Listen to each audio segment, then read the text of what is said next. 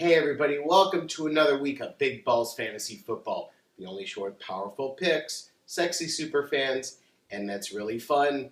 I'm your host, diehard Bear fan, Greg Reifstick. And I'm your co-host, Jenilee Borek. We've both been playing fantasy for a long time, and we love the Bears. And together we are the beauty And the beast of fantasy football experts. So we made it through week one of the NFL. A lot of teams did great. But I'll tell you, there was a lot of wreckage out there. A lot of survival pools got killed. The Patriots lost. A lot of other big teams lost. Unfortunately, our Bears lost. Yeah, our Bears did not play their best by any means, and it was a disappointing loss. It definitely was one of those games. It was a home game. You gotta take care of home field. I think we all thought the Bears would come out and play a lot better, even though Buffalo's defense is good, and we had talked about that. But, I thought in the end we all figured the Bears would get it done, and they didn't. But not only home, opening day at home. We rarely lose, and, we thought that we had the Jay Cutler situation all figured out. They let McCown go down to Tampa Bay, and we're like, we have some good backups. This is going to be fine. The offense is going to be fine. And then guess what? Old Jay showed up, didn't he? He sure did. And, he had 2 interceptions. He threw for 2 touchdowns, which was great. But the 2 interceptions. And what did I say, in the offseason coming into this year? I said he's got to have a 2-to-1 touchdown ratio. Yep. You can't throw as many interceptions as you do touchdowns. That's just not going to happen. Or you can't throw more interceptions than touchdowns. And, he has to protect the ball a lot more. That second interception, there was absolutely no excuse for. He needed to throw it out. He threw it right into the guy. He It threw was it right into ridiculous. the defender. It was just so sad. We were watching the game, and we were just like, it was like you had these good feelings, but you had this, horrible, overbearing doom that it was like, and our defense actually, I think they played pretty darn well considering the circumstances of all of the turnovers. Yeah, our defense didn't play that bad. They played much better, I thought, than they did in preseason.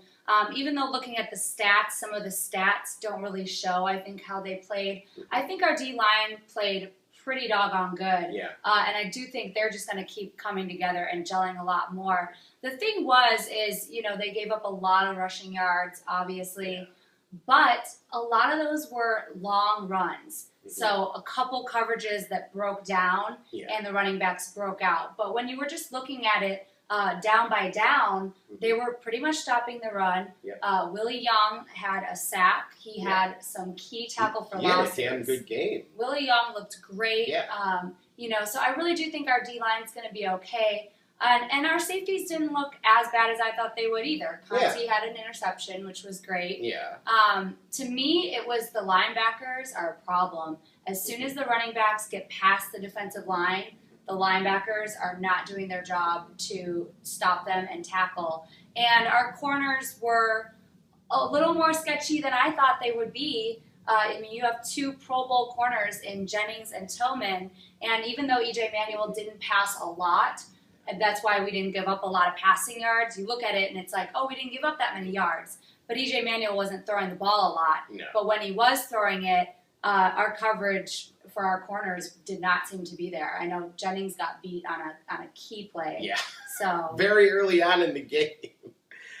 But, the fact is, fantasy-wise for the Bears, even if you played Jay Cutler, even with the 2 picks, you did make it out pretty good. 34 for 49 passing, 349 yards. As she already said, 2 for 2 on the touchdown to pick ratio.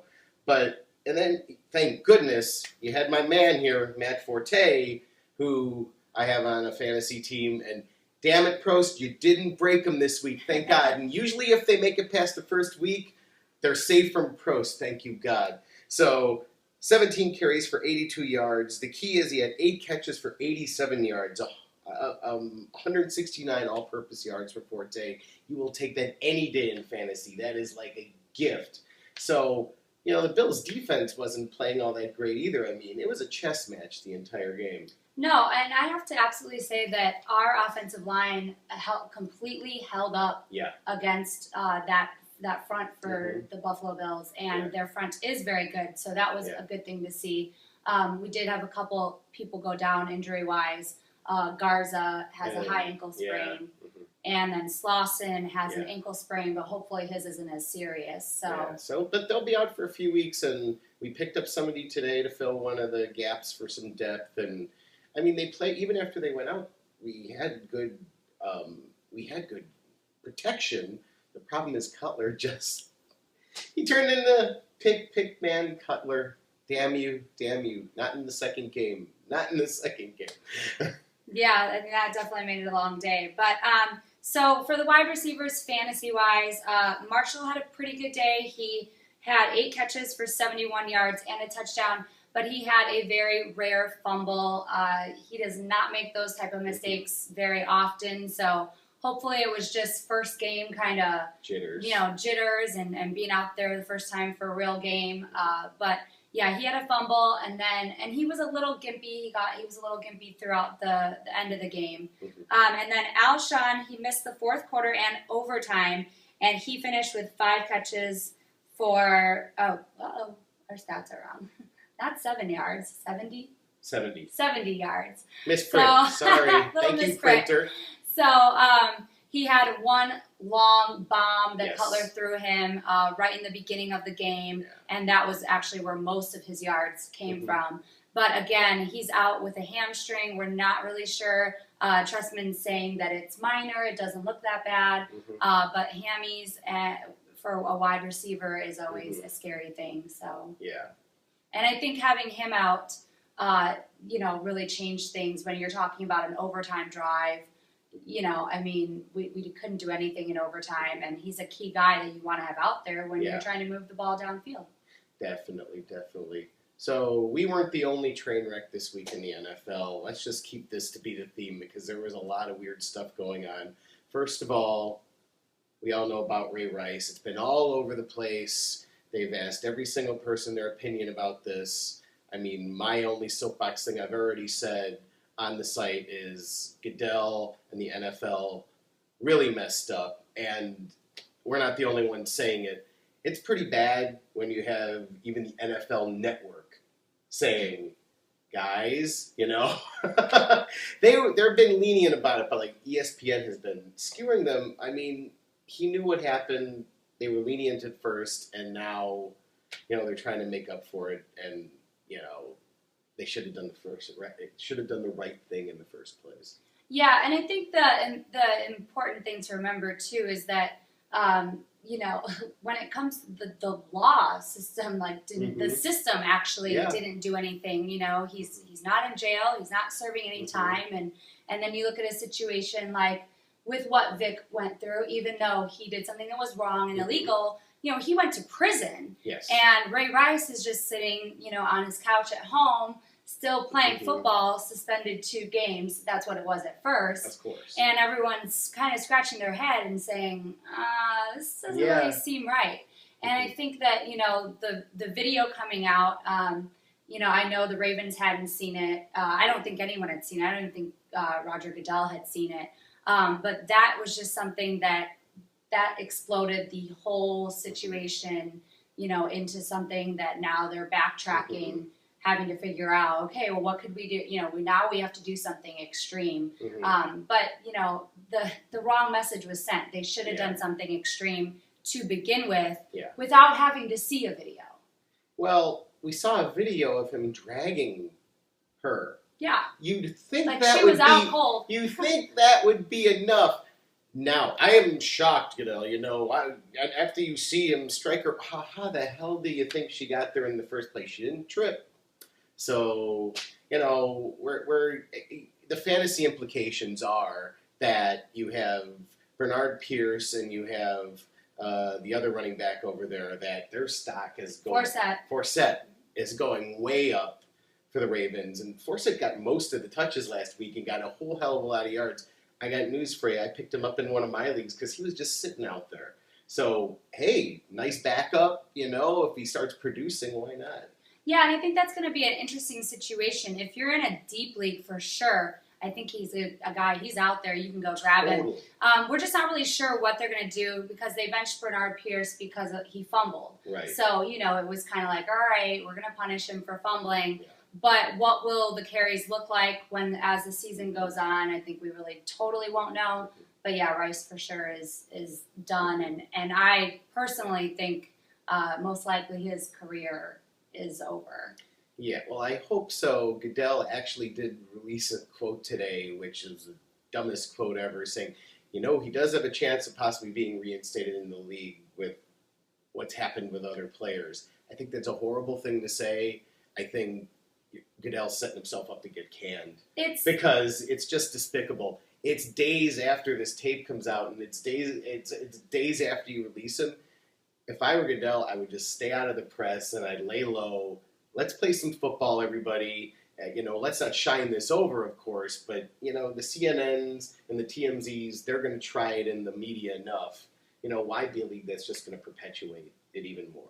Yeah, I mean, it was way too soon of him to make that comment. Yeah. Even if something down the line, they were seeing some things and were thinking, okay, maybe we can reinstate him. Yeah. When you're talking months and months later, but you really can't make that type of comment when everyone is just flooding the internet to see the video. Yeah. It's way too soon. So way too soon. Not good. Definitely.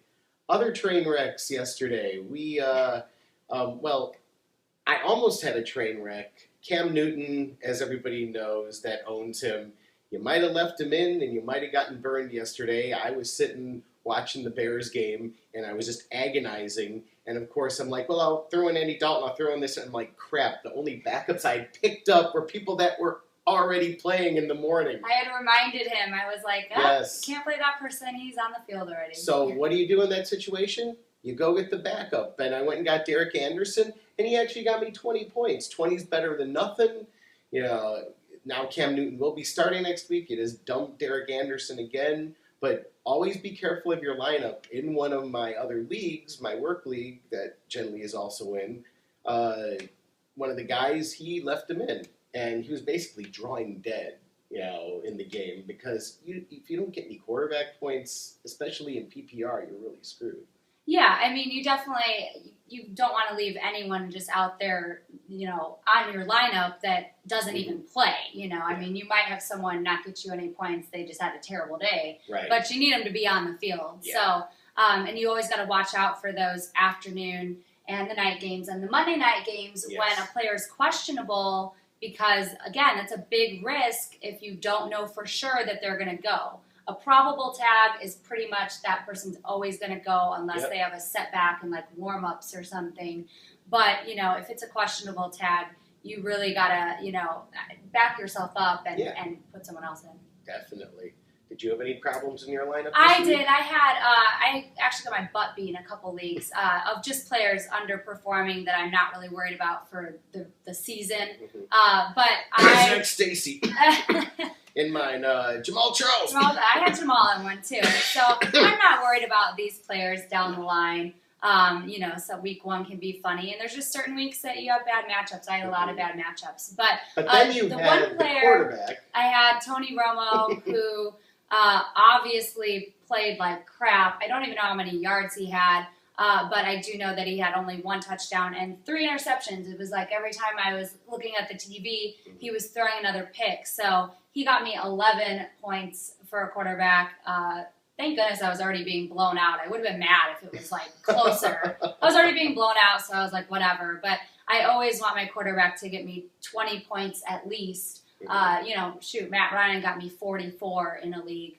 But yeah, my minimum for quarterback is you got to get me 20. If you're, and my goodness, under 15 is just despicable. Yeah.